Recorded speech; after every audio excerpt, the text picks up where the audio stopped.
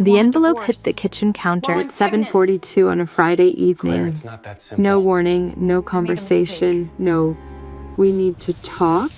Just a white envelope, placed down carefully, deliberately, like a business transaction. Claire was 7.5 months pregnant. Her husband of 6 years stood across the kitchen and said 3 words. We were just finalizing the Sign details, the Claire. papers. She opened I the believe you mean envelope. my details, Patricia. Divorce papers. His name at the top as petitioner, her name Are as you sure this is the right respondent. email? Yes, She look did at the not date. This changes scream, she everything. did not beg. She set the papers down, turned off the stove, and walked to the bedroom. But here is what Derek Calloway did not know. At that exact moment, the same Friday evening, he handed his pregnant wife divorce papers. Her grandmother had just passed away quietly in her sleep in Newport. And 2 days later, Claire received a phone call from an attorney named Gerald Harmon. $4.3 billion. All of it in her name. Derek had planned every detail of his exit. He had timed it perfectly. He had consulted lawyers. He had staged interventions. He had built an entire strategy around one assumption, that Claire Whitmore was someone who could be managed. He was wrong. And when the truth came out, every last piece of it, his mother called, his sister called, Derek himself called, not to apologize, to beg. This is the story of what happens when the wrong people underestimate the right woman. Stay with us. Lesson statement. Before we begin, remember this. The people who try hardest to define your worth are usually the ones most threatened by what you are actually worth. This story is proof. If this story moved you, if you have ever been underestimated, overlooked, or walked away from by someone who had no idea who they were leaving, drop a comment below and tell us. We read every single one. And if you believe someone in your life needs to hear this story today, share it with them. That one share might be exactly what they need. Like this video if Claire's strength resonated with you. Subscribe to this channel so you never miss a story like this one. New stories every week. Real, vulnerable, and made for women who know their own worth. We will see you in the next one. The envelope hit the kitchen counter with a sound like a closing door. Not a slam, not a crash, just a soft, deliberate thud. The kind of sound that meant someone had thought very carefully about how to place something down. Claire Whitmore was standing at the stove. Her back was to the door. Her left hand held a wooden spoon, and her right hand rested on the curve of her belly. 7.5 months. The baby had been quiet all afternoon, which she appreciated. The evenings were when he liked to kick. She heard Derek's footsteps cross the hardwood floor. She recognized the rhythm of them. 6 years of marriage meant she knew the difference between his tired walk and his distracted walk and his I need to tell you something walk. This was something new. She stirred the oatmeal. She did not turn around. "You're home late," she said. No answer. The refrigerator hummed. The oatmeal bubbled once. Outside, a car passed on the street, headlights sweeping briefly across the kitchen window. She turned around. Derek stood on the other side of the kitchen island. He still had his work jacket on. His tie was loosened exactly 1 inch, the way he always loosened it on the drive home. He was looking at the envelope on the counter, not at her. "What is that?" she asked. "You know what it is," he said. She looked at the envelope. It was white, thick. Her name was typed on the front, not handwritten. Typed. She picked it up. Her fingers felt steady, which surprised her. She pulled out the papers inside and unfolded them. The words at the top were printed in clean, black letters. Petition for dissolution of marriage. Petitioner, Derek James Calloway.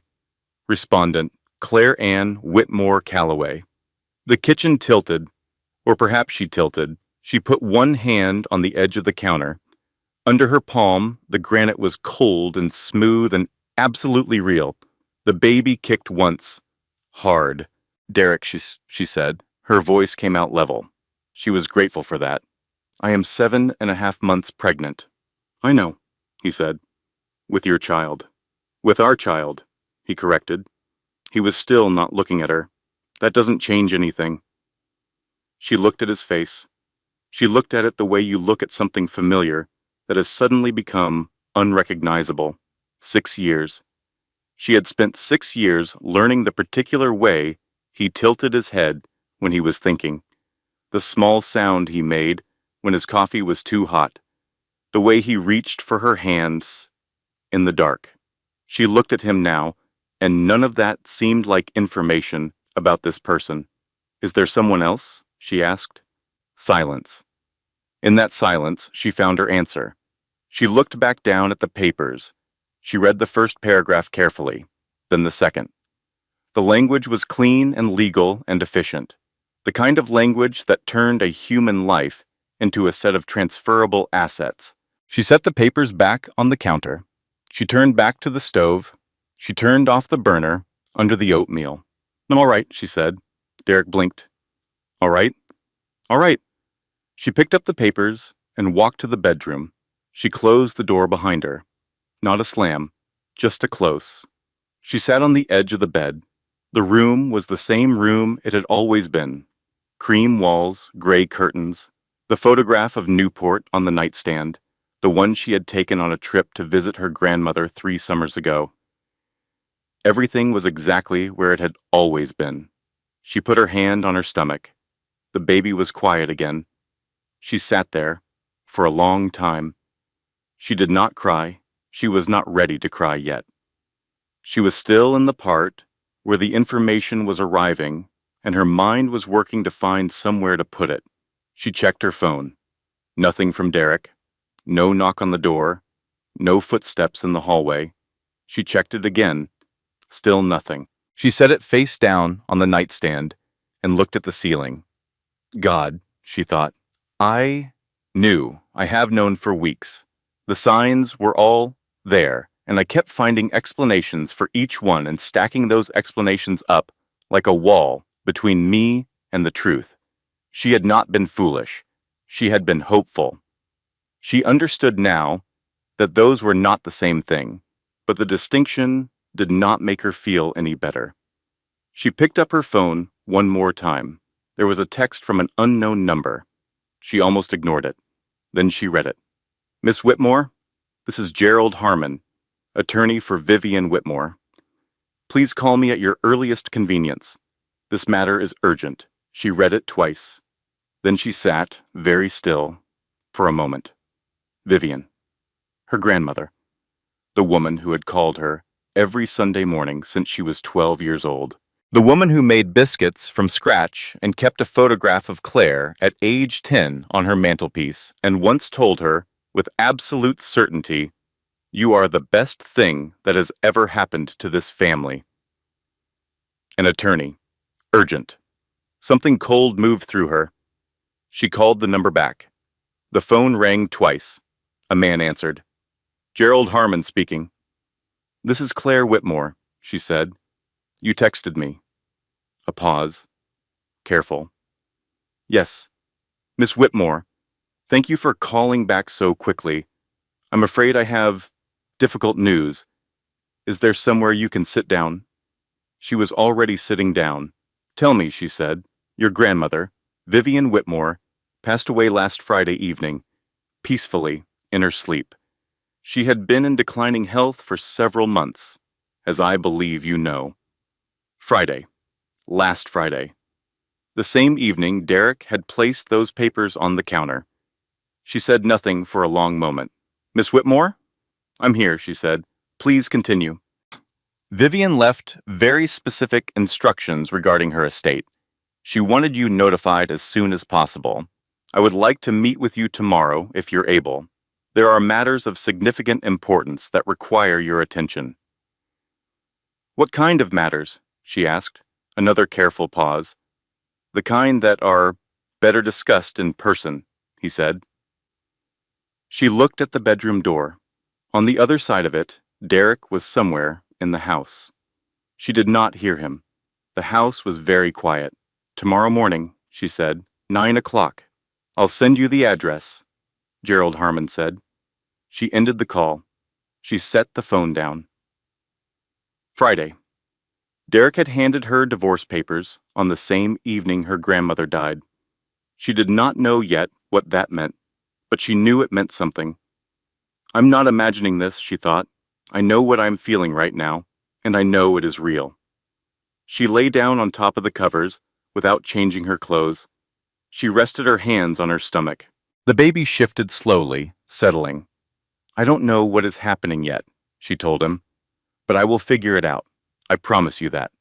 She did not sleep for a long time. When she finally did, she dreamed of Newport. The smell of salt air and the sound of water, and the way her grandmother's laugh carried across the back porch like something permanent. Gerald Harmon's office was on the 14th floor of a building downtown. The waiting room was quiet. Cream carpet, dark wood, 2 chairs that looked like they had been chosen by someone who understood that people sat in them during the worst moments of their lives and should not be made to feel uncomfortable. Claire arrived at 8:55. She had not told Derek where she was going. He had slept on the couch. She had heard him leave the house at 7:30, the front door closing with that same careful, deliberate sound as the envelope the night before. Gerald Harmon met her in the waiting room. He was a man of about 55, with silver at his temples and a face that had the particular quality of someone who had learned to keep his reactions from showing in his eyes while keeping his kindness visible in everything else.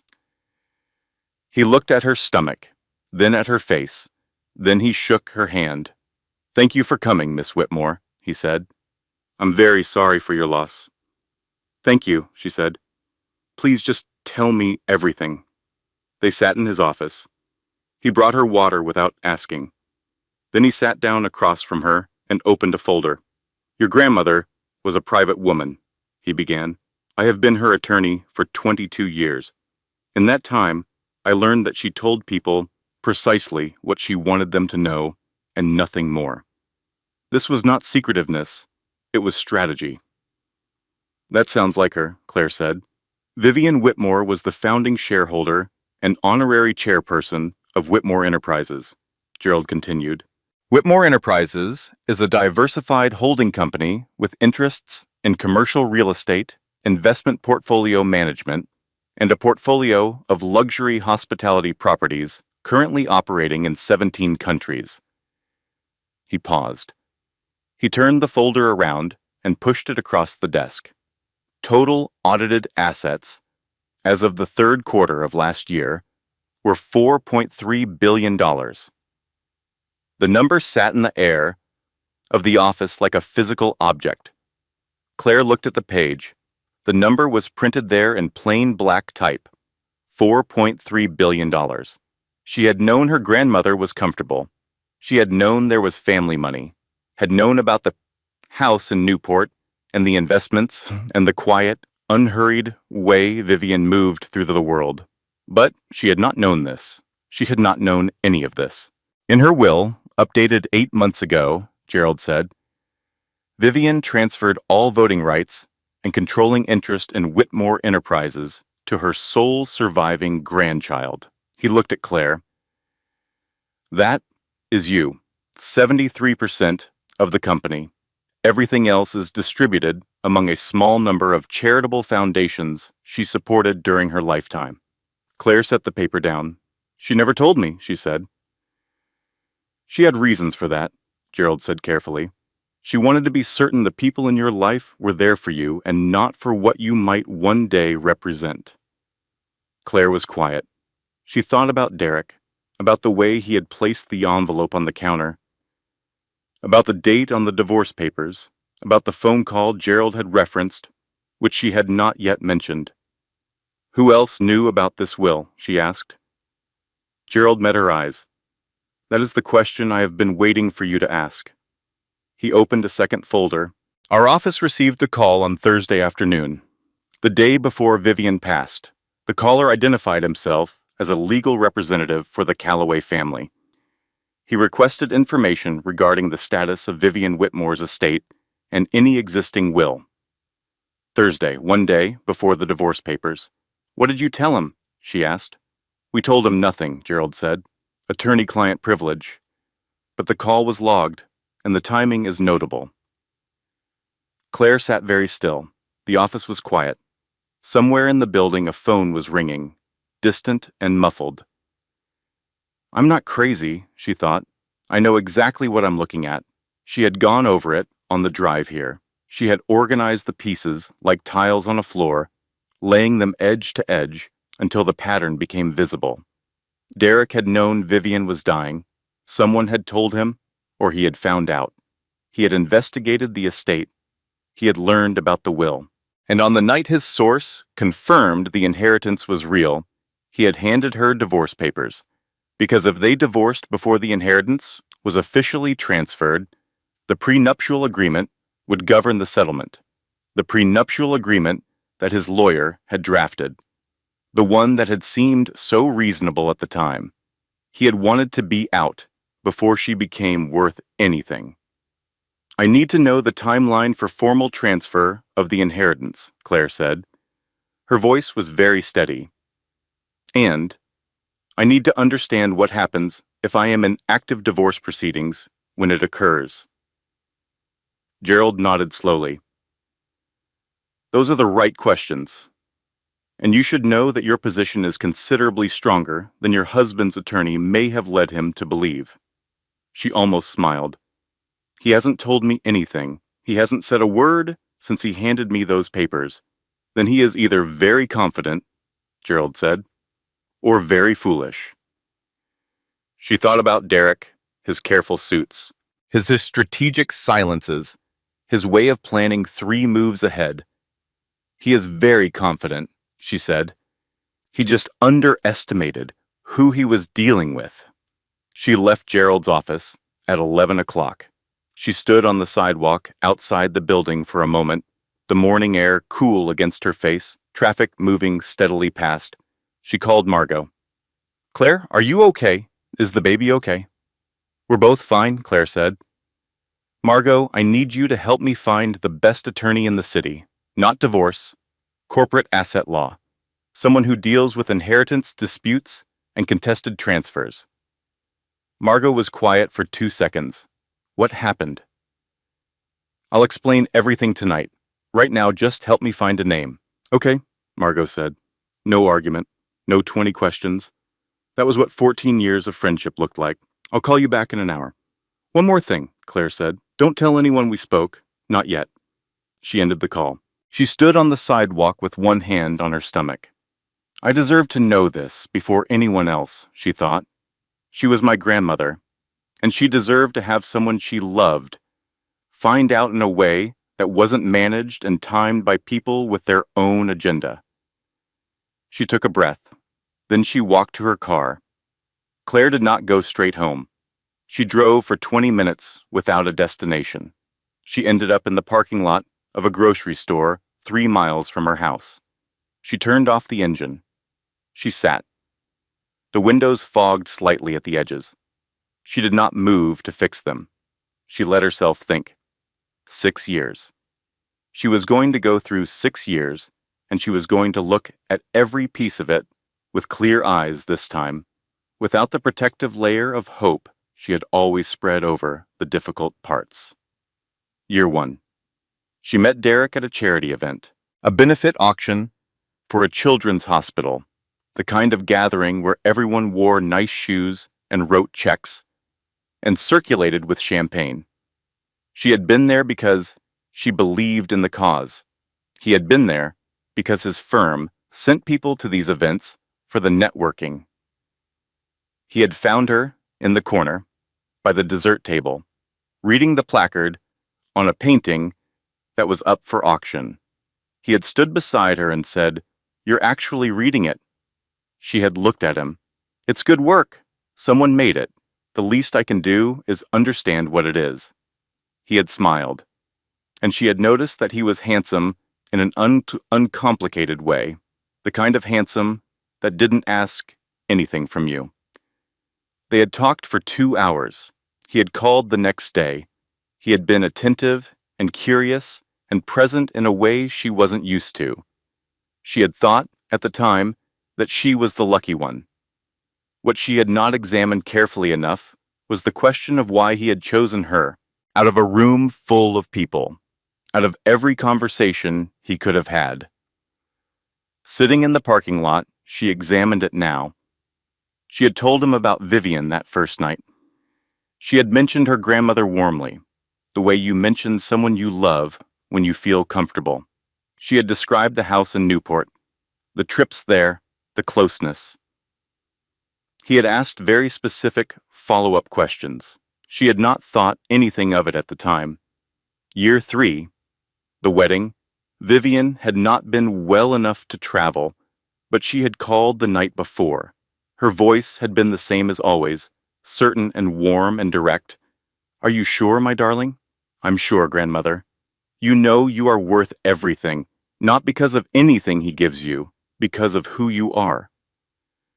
At the time, Claire had heard it as the warm reassurance of an old woman who loved her. Now she understood it was a warning wrapped in love. Vivian had been trying to tell her something without saying it plainly, because Vivian did not say things plainly unless she had no other choice. Year 4, Derek had started asking about money. Not directly.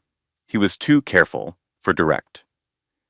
He would mention opportunities. He would describe investments in the way someone describes a meal they hope you'll suggest going to get. "My colleague is involved in a development project downtown. The early investors are seeing excellent returns. I was thinking about whether it made sense for us to put some of our savings in." Our savings? As if the lines between his money and hers had already dissolved without a formal conversation. She had contributed $40,000 to that project. She had never seen any return. Derek had shrugged and said these things happened sometimes and moved on. She had absorbed the loss and told herself it wasn't about the money. Year 5. She had found a name in his phone. Sophia Reeves. She had asked about it. Derek had looked at her with those patient, slightly hurt eyes. "She's a colleague, Claire. Do you really want to do this?" She had backed down. She had apologized for asking. She sat in the parking lot and pressed her palm flat against her sternum. God, I was so stupid. The signs were all there, every single one. She was not being fair to herself, and she knew it. She had not been stupid. She had been in a marriage, and she had wanted it to work, and she had made the kinds of adjustments and compromises that people make when they want things to work. But she had also ignored things she should not have ignored. And now she was 7.5 months pregnant and sitting in a grocery store parking lot, processing the fact that her husband had tried to divorce her before she could find out she was worth $4.3 billion. She started the car. When she got home, Patricia Calloway was sitting on her couch. Not just Patricia. Patricia and Renee, mother and daughter, both in their good clothes, coffee cups already on the table, as if they had been there long enough to feel at home. Derek stood near the fireplace. He had the look of someone who had arranged something and was watching to see if it would work. "We thought we should talk," Patricia said. Her voice was warm and smooth. It was always warm and smooth. Claire had spent 3 years trying to find something genuine behind it. "About the arrangements," Renee added. Claire looked at all 3 of them. She looked at the coffee cups. She looked at the careful way they had arranged themselves. Patricia centered on the sofa, with Renee slightly to the side. Derek near the fireplace, where he could look supportive without being close enough to touch her. They all knew. The certainty arrived without drama. It simply settled. They all knew about Vivian's will. They had known before she did. This entire scene had been staged specifically to make sure she signed the divorce papers before she had time to understand what she was signing away. "Sit down," Patricia said, gesturing to the armchair across from her. Claire sat down. She set her bag on the floor. She folded her hands in her lap. "We understand this is a difficult time," Patricia began. "Particularly with the pregnancy," Renee said. "Which is exactly why we want to make sure everything is handled as smoothly as possible," Patricia continued. "For your sake and for the baby's sake." Claire looked at Derek. He was watching her the way you watch a door you are not sure is locked. "What specifically are you proposing?" Claire asked. Patricia smiled. It was the smile of someone who had prepared for this conversation carefully. "A clean settlement, fair to both parties. Derek has already arranged for a very comfortable apartment close to a wonderful hospital, so you'll have everything you need during the final weeks of your pregnancy." "He thought of everything," Renee said. "He really did," Claire said. Her voice gave nothing away. She had not known she could do that. She was discovering new things about herself today. "The financial terms are straightforward," Patricia said. "The prenuptial agreement covers the basics, and Derek is prepared to be generous beyond what it requires." "Generous?" She almost laughed. He was prepared to be generous with the money he currently had before the $4.3 billion was legally transferred to her name. "I'd like to have my attorney review everything," Claire said pleasantly. Patricia's smile didn't waver. "Of course, that's very sensible. Then I'll be in touch through her," Claire said. She stood up. "I appreciate you all coming by." She walked to the front door and opened it. Patricia's smile finally shifted, just a fraction. "Claire, I hope you understand that we're trying to make this easier." "I understand perfectly," Claire said. "Good night, Patricia." After they left, after Derek retreated to the spare room without a word, Claire stood in the kitchen, in the dark, for a long time. The refrigerator hummed. Outside, the street was quiet. She was not angry yet. The anger was coming. She could feel it forming somewhere deep, like weather, building beyond the horizon. But right now, she was still in the cold, clear place of understanding. "He never loved me," she thought.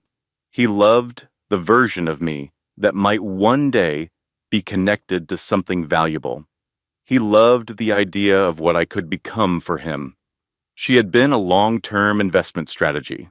She had been a position he was holding until the right moment to cash out.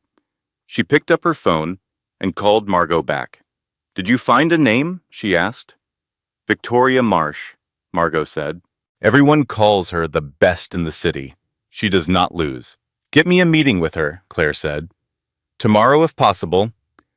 Victoria Marsh had an office that looked like it belonged to someone who had stopped trying to impress people and started simply being excellent. No unnecessary furniture, no artwork chosen to signal success.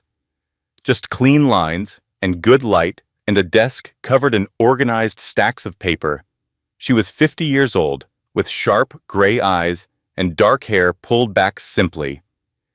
She shook Claire's hand with the firmness of someone who had learned that how you greeted people told them everything they needed to know about whether you were serious. "Tell me everything," she said. "Don't edit. Don't decide what's relevant. Tell me all of it." Claire told her all of it. The divorce papers on Friday evening, the call from Gerald Harmon on Saturday morning, the $4.3 billion.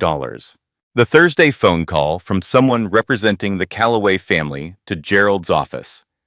The staged intervention with Patricia and Renee on her couch. Victoria listened without interrupting. When Claire finished, she was quiet for a moment. "The email," she said. "The one you mentioned to me on the phone, from your contact." "I don't have it yet," Claire said. "Someone reached out to me last night. She says she has evidence. We're meeting this afternoon." Victoria tapped one finger on her desk. Once, twice. If the email contains what you believe it contains, she said, we are not dealing with a simple, contested divorce. We are dealing with evidence of intent to defraud in a marital proceeding. That changes the landscape significantly. How significantly? The prenuptial agreement was signed in good faith. If we can demonstrate that one party entered into and then sought to dissolve the marriage specifically to avoid legitimate marital inheritance rights, the agreement loses its protective value for that party. She met Claire's eyes. In plain language, if Derek timed this divorce specifically because he learned about the will, and we can prove it, he gets nothing beyond what he came in with. Claire let that settle. He thought he was being clever, she said. Most people who try to do something like this think they are being clever, Victoria said. They rarely account for the other person deciding to be cleverer. That afternoon, Claire met Sophia Reeves at a coffee shop 6 blocks from the Whitmore Enterprises building, which Claire had looked up but not yet visited. Sophia was younger than Claire had imagined, 28. Dark hair, shadows under her eyes. She was sitting with her hands wrapped around a coffee cup, the way you hold something when you need an anchor. She looked up when Claire came in. Something moved across her face. It was not guilt exactly. It was closer to the look of someone who had realized they had been used and was still processing the dimensions of that. Thank you for coming, Sophia said. Claire sat down across from her. She ordered nothing. She folded her hands on the table.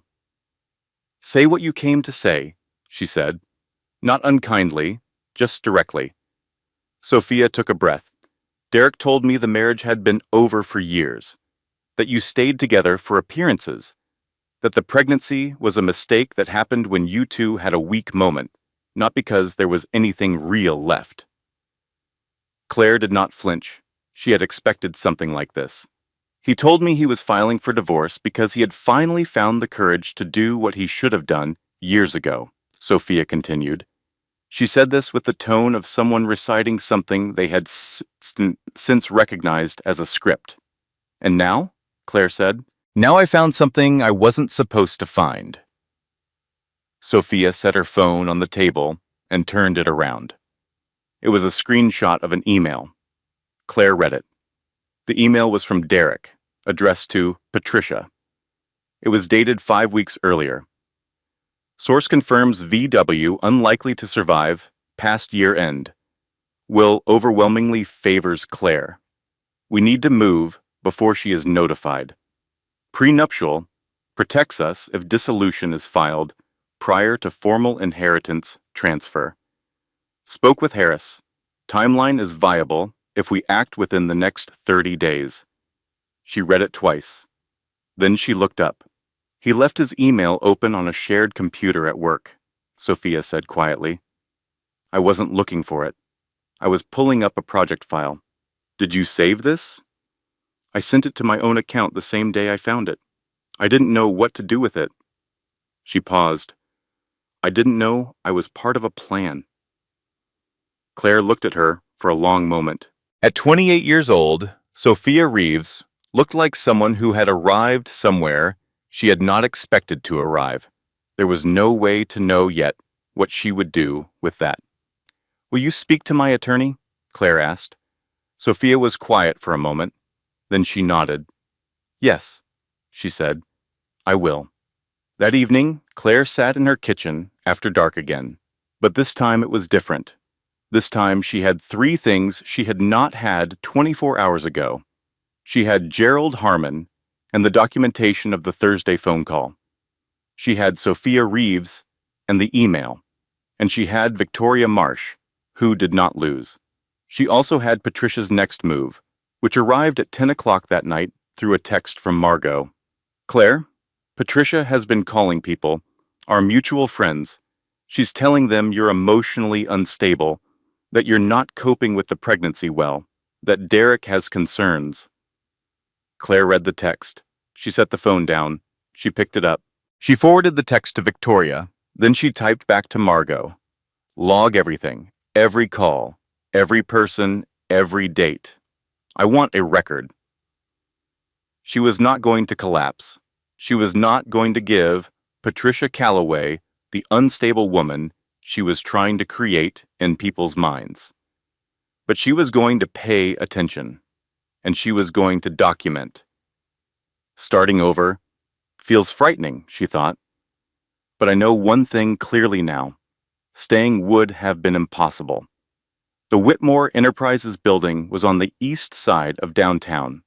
42 floors of glass and steel, a lobby with a marble floor and a reception desk staffed by a young man who looked up when Claire walked in and immediately stood up straighter. She had called Nathan Cross the previous day, brief and direct. "I'm Claire Whitmore," she had said. "My grandmother left me out the company. I'd like to come in." "I've been waiting for your call," Nathan had replied. "Name the day." She had named it. He had been ready. Nathan Cross was 40 years old and had the manner of someone who was very good at their job and had reached a point in their career where they no longer needed to perform being good at it.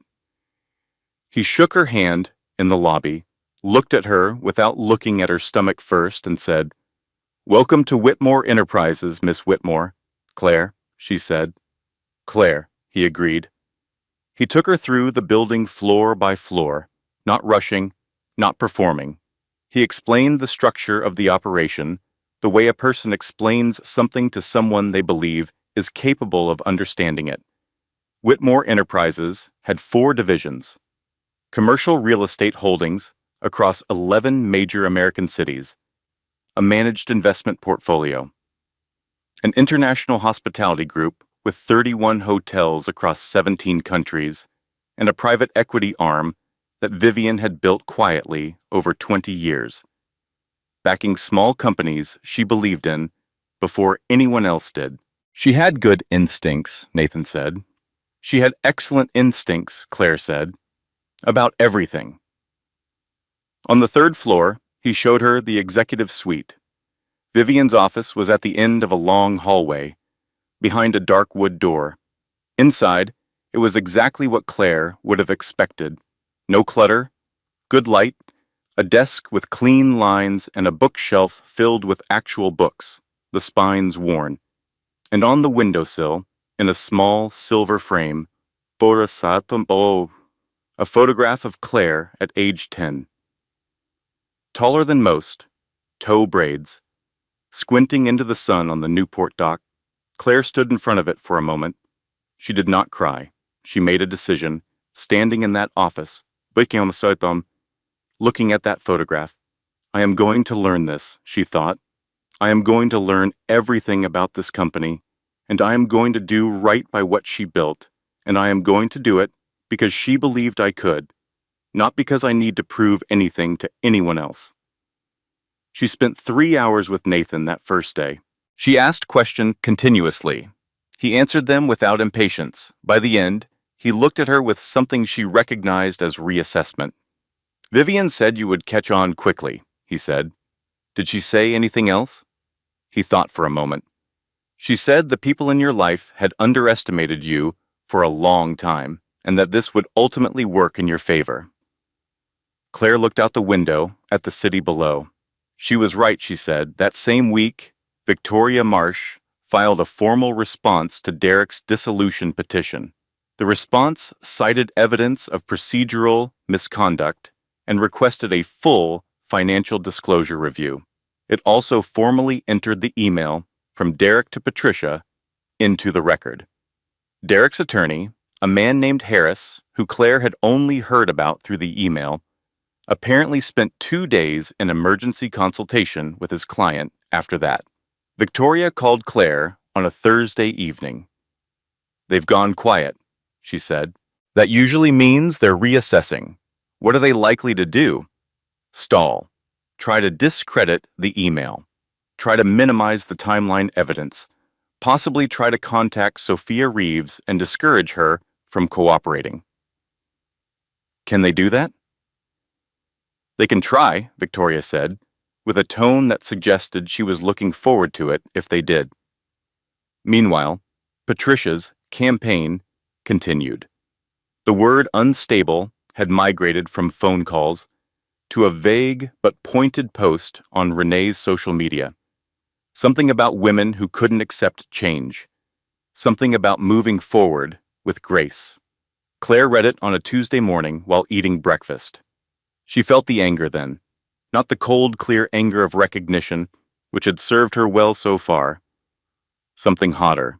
She had married into this family.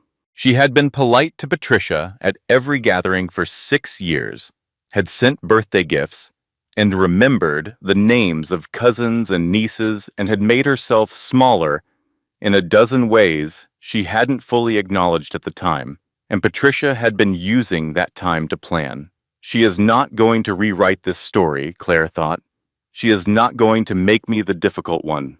I know what I saw, I know what happened, and every person who matters is going to know it too. She called Nathan.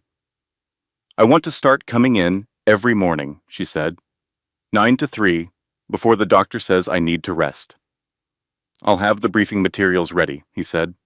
And Nathan, she added, I want to meet everyone on the senior team this week. I want them to know who I am before they hear it somewhere else.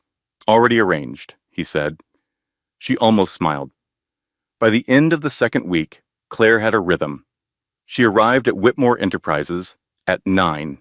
She spent the first hour reading overnight reports, the second hour in meetings with Nathan or individual division heads, the third hour alone, reading contracts or historical records or the notes Vivian had kept in a series of green leather journals that Nathan had placed on her desk without comment. She read the journals carefully.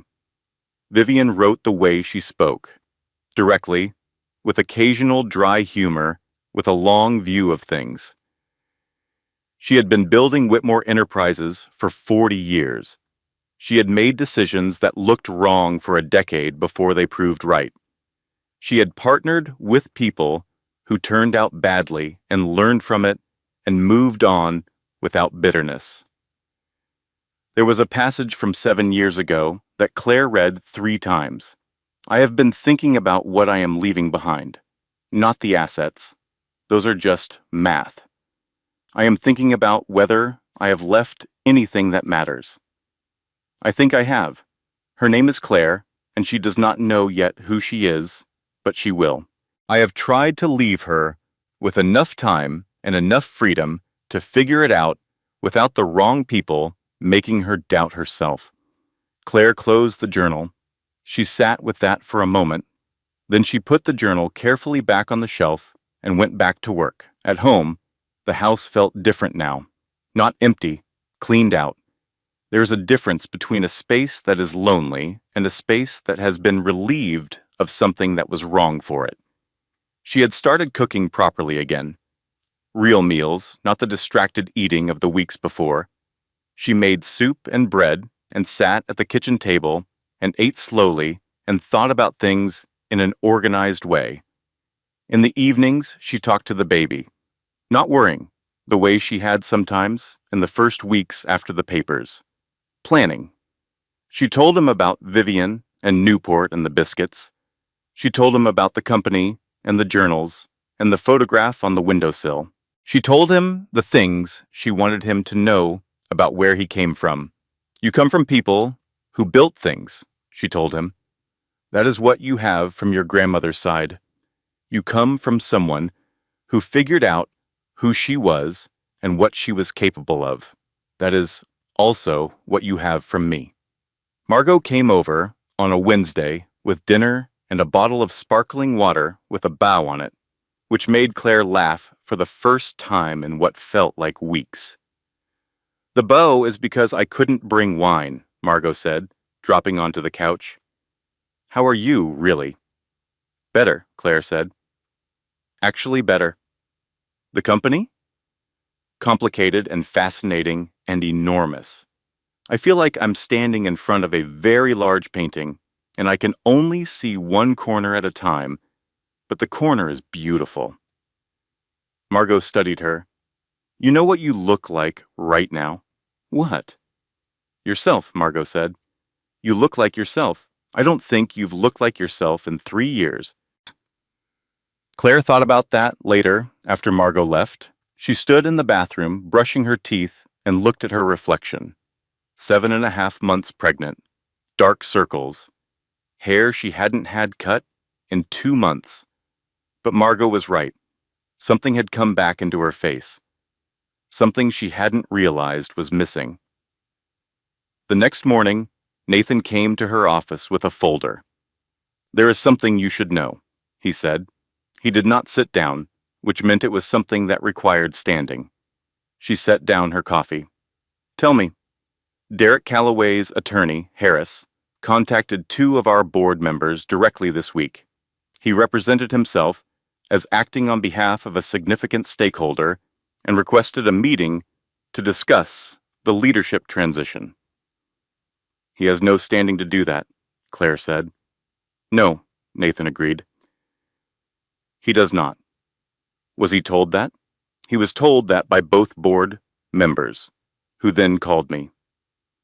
Claire nodded slowly.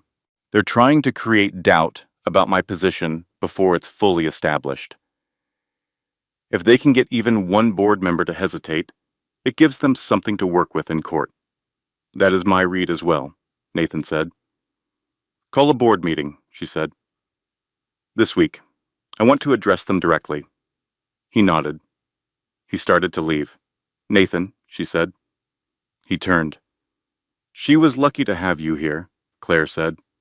"And so am I." He was quiet for a moment. "She would want me to tell you that the luck ran the other way," he said. Then he left. Claire looked back at her desk, at the folder of reports, at the photograph on the windowsill. She picked up her pen. She went back to work. It hit her on a Tuesday night, 3 weeks after the divorce papers. She had been doing well. She had been doing well consciously and consistently, putting one foot in front of the other with focus and intention. And then on a Tuesday night at 11 o'clock, she lay down in the bed she had shared with Derek for 6 years, and something gave way. Not dramatically. There was no falling apart, no moment of theatrical grief. It was quieter than that, just a sudden and total awareness of the weight of everything. She was 32 years old. She was going to have a baby alone. Her grandmother was gone. She was running a $4.3 billion company while her body grew another human being, and her marriage dissolved in a courtroom. And somewhere in the city, the man who had chosen to do this to her was sleeping peacefully in his mother's guest room, probably entirely certain that everything was still going to work out his way. She lay on her back and stared at the ceiling. The baby moved, a slow, rolling shift that felt like the tide coming in. "I know," she said softly. She thought about calling Margot. She looked at the clock. It was 11:23. She set the phone back down. She thought about what she was afraid of. Not the money. The money was real, but it was also abstract in a way that didn't reach her in the chest. She was afraid of being wrong again. She was afraid that some part of her judgment was permanently compromised by 6 years of trusting someone she shouldn't have, and that she would carry that mistrust into everything, including this company, including her son, including whatever her life looked like in 5 years. She was afraid that the version of herself she was becoming, clear-eyed, focused, unafraid to sit at the head of a boardroom table, was a performance. That somewhere under it she was still the woman who had kept a wooden spoon in her hand and waited for her husband to say hello. The hardest part is admitting that I knew. I knew something was wrong for a long time, and I stayed because leaving felt like giving up on the person I thought he was. She got up. It was 11:31. She went to the kitchen, not turning on the overhead light, just the small light over the stove. She filled a glass of water. She stood at the counter and drank it. Then she got on her hands and knees and started reorganizing the cabinet under the sink. It made no sense. She was 7.5 months pregnant, but her hands needed something to do, and her mind needed something to focus on, and the cabinet under the sink had been disordered for months. She sorted cleaning supplies by type. She threw away 3 things that were empty. She wiped down the shelf with a damp cloth. Then she sat on the kitchen floor with her back against the cabinet and the baby doing slow somersaults and thought, "This is the hardest it is going to be, right here, this exact moment." She knew that wasn't strictly true. Labor would be harder. Single parenthood at 3 in the morning would be harder.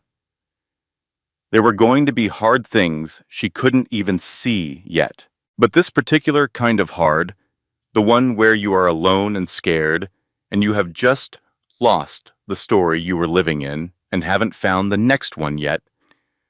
This was the peak of this specific mountain, and she was sitting on the kitchen floor at midnight, which meant she was still there, still in it, still keeping herself company through the worst of it. She picked up her phone. She called Margot. It rang 4 times. "Claire?" Margot's voice was thick with sleep, but fully awake within a second. That was the thing about people who really loved you. They came awake fast when it was you. "I'm okay," Claire said immediately. "I just needed to hear someone's voice." A pause, then, "I'll be there in 15 minutes. "Margot, it's midnight." 14 minutes, Margot said. "I'm already putting on shoes." She arrived with 2 blankets, a container of leftover pasta, and the energy of someone who treated showing up for their friend as a matter of personal honor. She found Claire still on the kitchen floor and sat down next to her without comment. They ate pasta on the kitchen floor at midnight.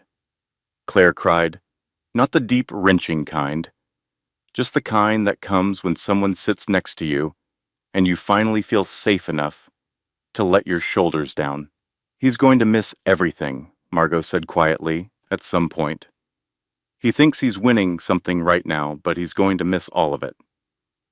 "I know," Claire said. "Your grandmother knew," Margot said. "She saw you. She always saw you, even when other people didn't bother to look." Claire leaned her head back against the cabinet. Somewhere along the way, she thought, I became invisible to the person who was supposed to see me most. But Vivian always looked. She always looked straight up at me. "I'm going to be a good mother," Claire said. It was not a question. It was not a wish. It was a statement of the most important intention she had ever made. "The best," Margot said simply. They sat there for a while longer. The kitchen was quiet. The small light over the stove made everything amber and warm. When Margot finally left, at 2 in the morning, Claire went back to bed and slept deeply for the first time in weeks. The board meeting was on a Wednesday morning. 12 people sat around the long table in the main conference room on the 38th floor. The city was visible through the floor-to-ceiling windows, brilliant and clear in the winter light. Claire arrived 2 minutes early. She set a glass of water on the table in front of her chair. She did not sit down immediately. She stood and looked out the window for a moment. Then she sat down, and she looked around the table. "Thank you for coming on short notice." "And it," she said. "I'll be direct, because I think that is what most of you would prefer." A few small nods. "My grandmother built this company over 40 years. I did not grow up in the business. I came to it 6 days ago. I have a great deal to learn, and I am not pretending otherwise." She paused. "But I am not a placeholder. I am not a name on a document waiting to be transitioned out. I am here because my grandmother believed I was the right person to continue what she started. I intend to take that seriously." She looked at the man on her left, the head of the real estate division. Then the woman on her right, who managed the investment portfolio. "I am going to ask each of you for a great deal of patience in the coming months," she said. "I am also going to ask for your honesty. If something is not working, tell me. If you disagree with the direction I want to take, tell me. I would rather know than not know. She paused one more time. I will not always make the right decision, but I will always make an informed one. That is the commitment I can make to you today. The room was quiet. Then Nathan, who was sitting 2 seats down, said simply, "That's all we need." Afterward, walking back to Vivian's office, her office now, she passed the photograph on the windowsill. She paused. She picked it up.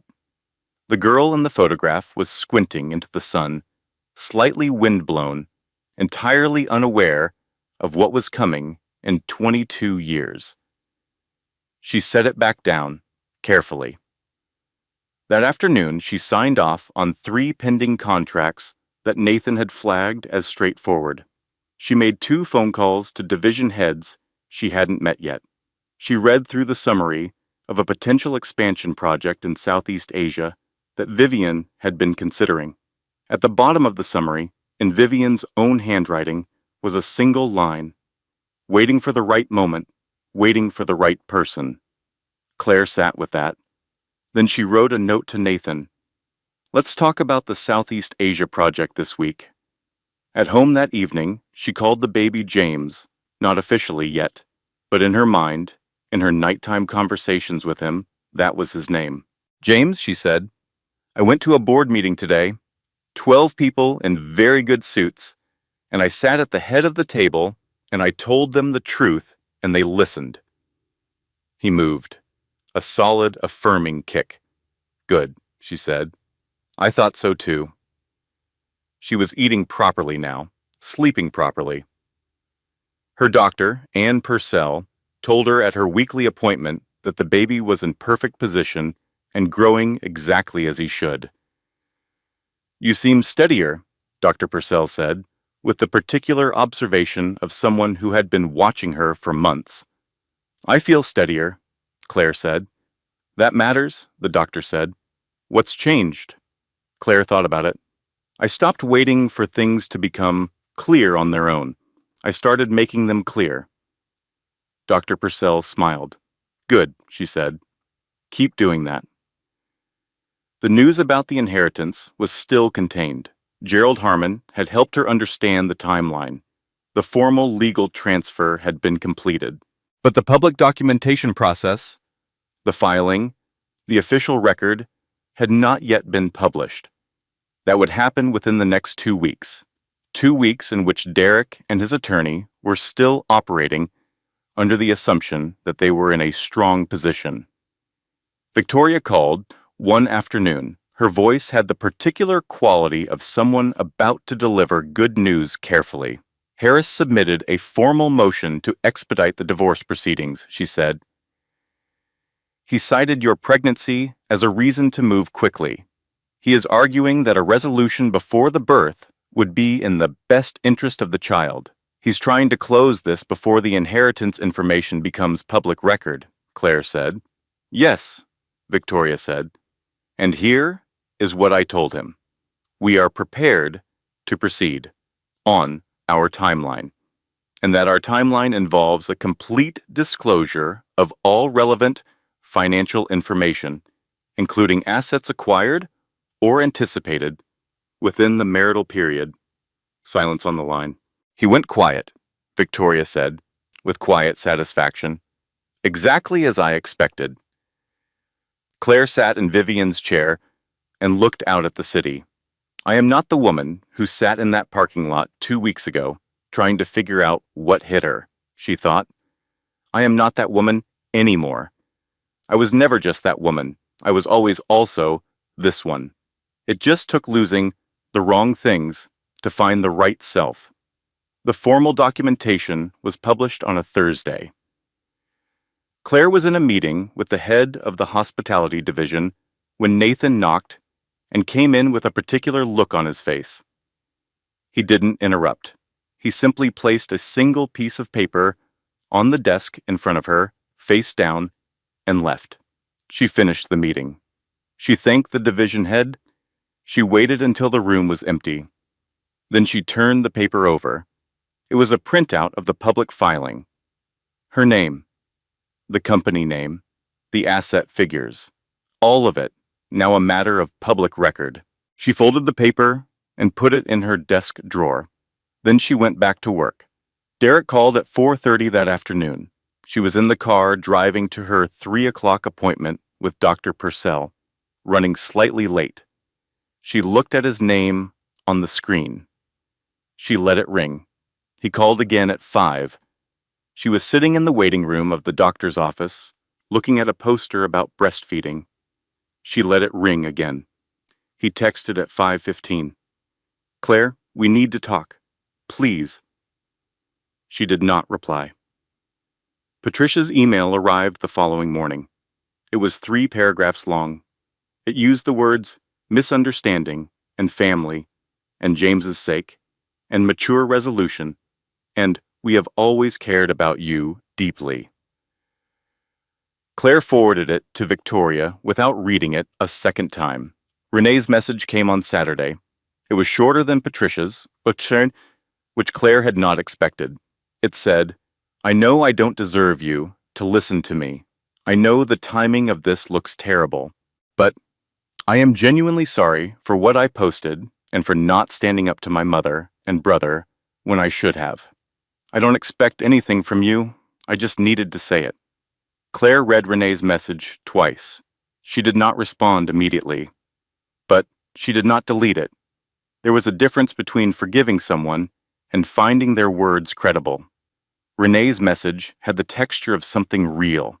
That didn't mean anything needed to happen because of it, but she noted it. Derek's attorney submitted a formal motion 3 days after the filing went public. The motion requested withdrawal of the dissolution petition. Victoria called Claire the same afternoon. "They want to stay married," Victoria said. The dryness in her voice was so precise it was almost a science.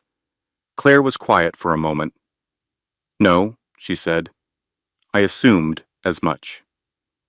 I want to proceed with the dissolution, but on our terms, not the terms in the original petition." "I have been preparing for exactly that," Victoria said.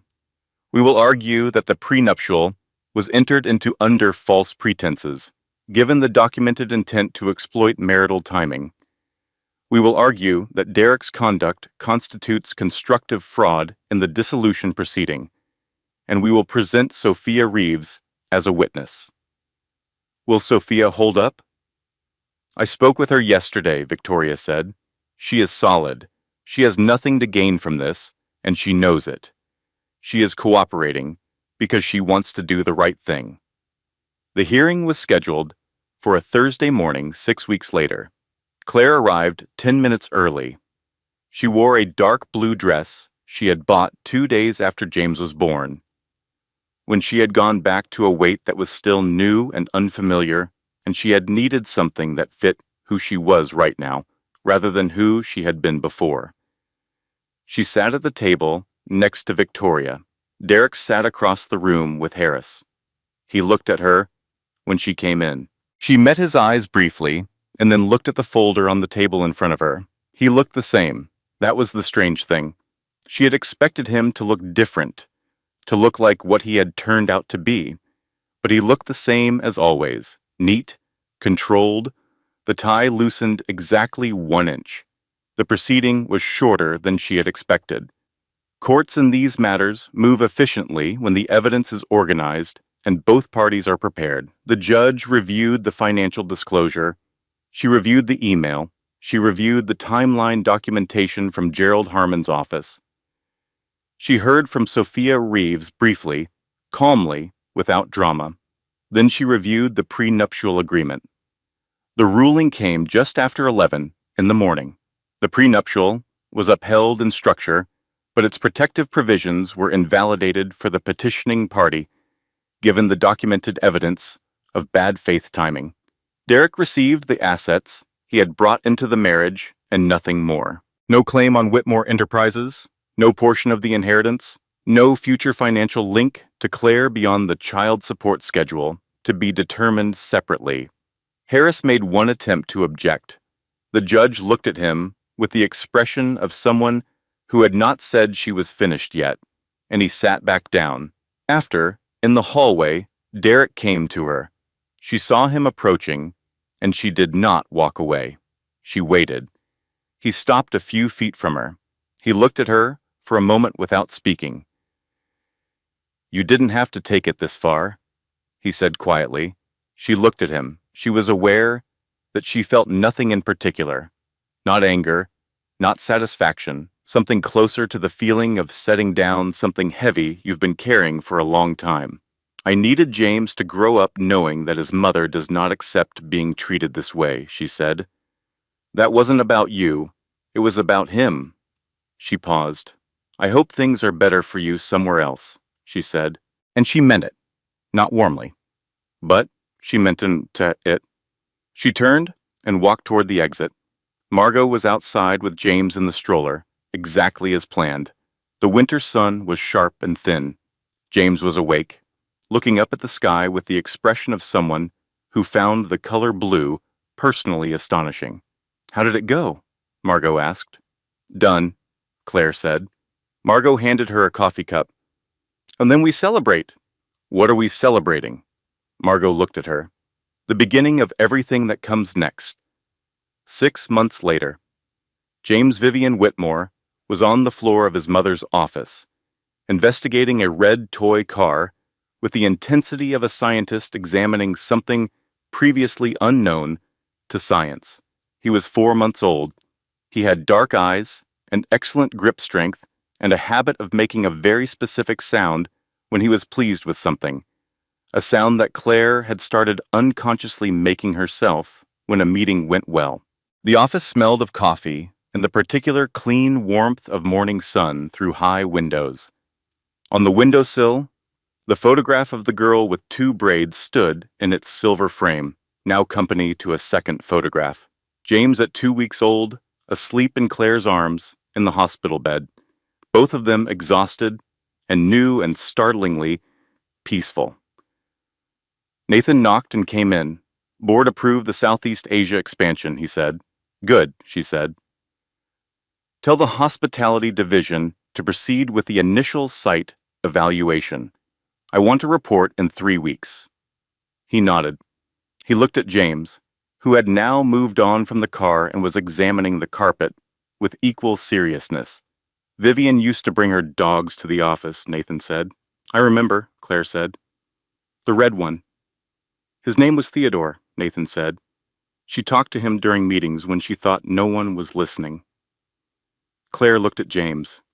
"I talked to this one during meetings, too. He makes a very good sounding board."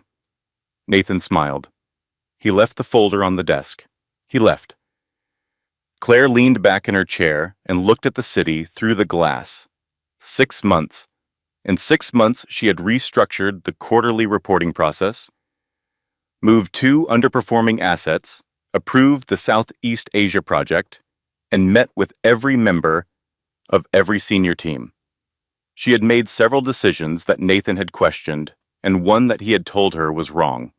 She had listened to him carefully on both counts. On the ones he questioned, she had explained her reasoning and held her position. On the one he said was wrong, she had changed course. This was what she was learning. Not the finance, though she was learning that too. The practice of knowing when you were right and when you weren't. The discipline of being able to tell the difference. She thought about Vivian. She thought about the journals on the shelf, which she had now read entirely. Twice. There was a passage near the end of the last journal, written about a year before Vivian died. "I have done what I could. The rest is hers. I have learned in 8 decades that the best thing you can give someone you love is the conditions for them to discover who they already are. The money is not the gift. The freedom the money represents is the gift. Freedom to choose, freedom to leave what needs leaving, freedom to become." Claire had read that passage on a Tuesday morning and had sat very still for a long time. She understood it now in a way she hadn't the first time she read it. Vivian had not left her $4.3 billion. She had left her the freedom she described. The money was the mechanism. The actual gift was the ability to walk away from what was wrong and toward what was right. She had used that gift. She was still using it. She picked up the photograph from the windowsill. The girl with the braids, squinting at the sun. "I think you'd recognize me," she said softly. "I think you'd know I'm still you." James made a sound from the floor. She looked down. He was looking up at her. "I know," she said. "It's time to go." That afternoon, she drove to Newport. She had not been back since before everything happened. She had been building toward this trip for weeks, and she had not been ready, and then one day she had been ready. The house was being managed by a property firm she had retained. They had kept it exactly as Vivian left it, per the specific instructions in the will. The garden trimmed, the floors clean, the kitchen stocked with the same simple things Vivian had always kept on hand. She parked in the gravel drive. She got James out of the car seat. She stood in front of the house for a moment. The brick was white. The climbing roses on the fence had been cut back for winter and were beginning their slow return. The front door was the same pale green it had always been. The paint slightly faded in the same places it had always been faded. She went inside. It smelled like Vivian, not a perfume, not a product. The particular smell of a house that has been loved in for a long time by someone with good taste and warm habits. Wood and books and something faintly like lavender. She carried James through the front hall to the back of the house. The back porch ran the full width of the building. It looked out over a sloping lawn, and then the water, the harbor flat and silver, in the late afternoon light. She sat in the old wicker chair. The cushion was faded blue. She had sat in this chair 100 times, beside Vivian, looking at this exact water. She settled James in her lap. He looked out at the water with his characteristic, wide-eyed concentration, as though he was already filing it away. "This is where your great-grandmother lived," she told him. "This is the house she built her life around. And someday, if you want it, it will be yours." He made his pleased sound. The sun was dropping. The harbor went from silver to gold. A boat moved slowly across the far edge of the view, its running light a small red point. She thought about Derek. Not with anger, not with grief, more the way you think about a scar that is healed cleanly. The tissue is different now. The skin remembers. But there is no pain. He had moved to another city. She knew this because his attorney had updated the address in the custody documents. He had exercised his visitation twice.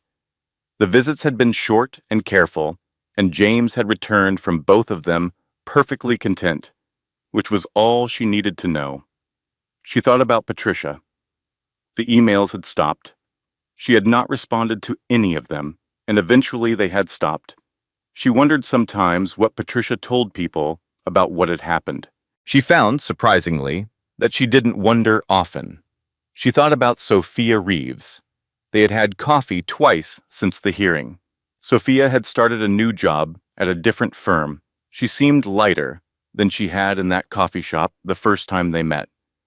They were not friends, exactly, but they were two people who had been caught in the same machine and had both chosen to step out of it rather than let it run. There were stranger things in the world.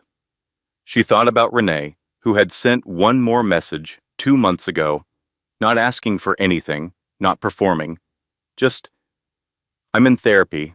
I'm working on understanding how I became someone who did what I did. I don't expect that to matter to you. I just wanted you to know." Claire had thought about it for a week.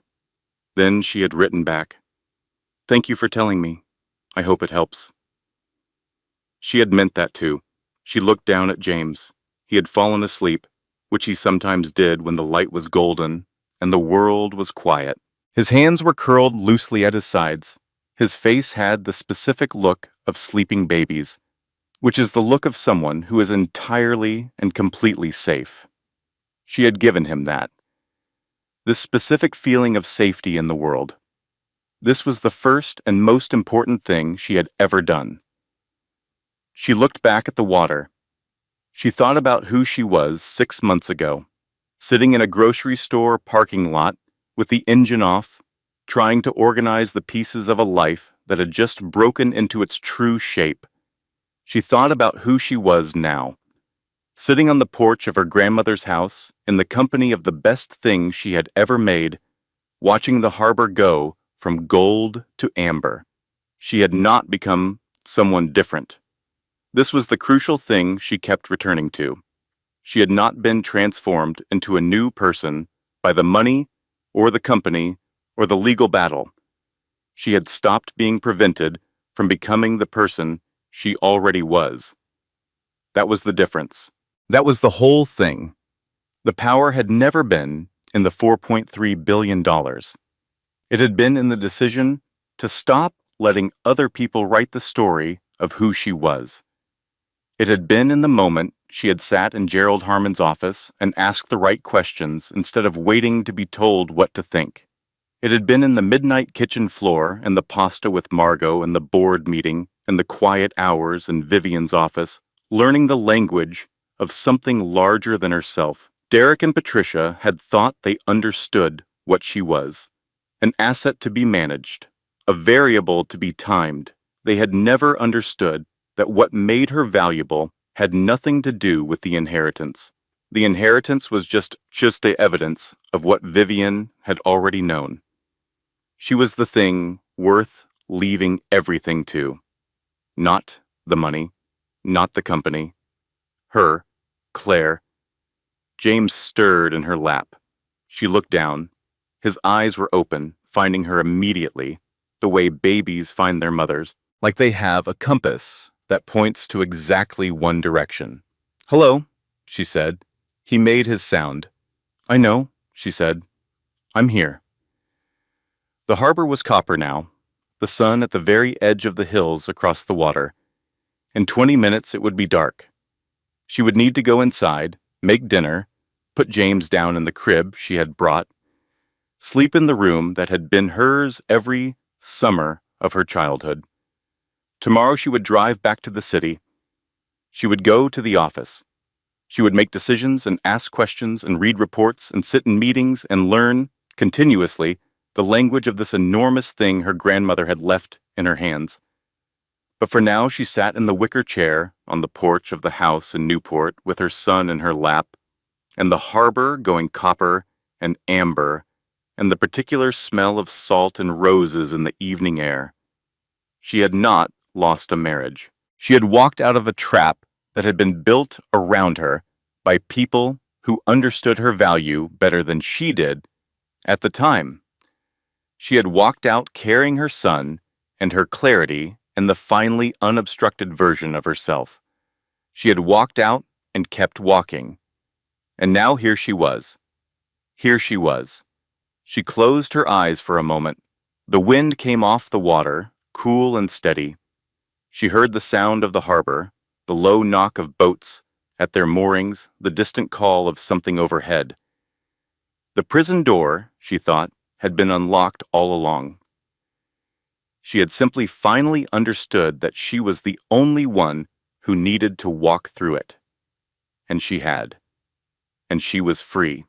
Editorial disclaimer. This content was carefully researched, developed, and manually edited by our team to bring meaningful stories and real lessons to our audience.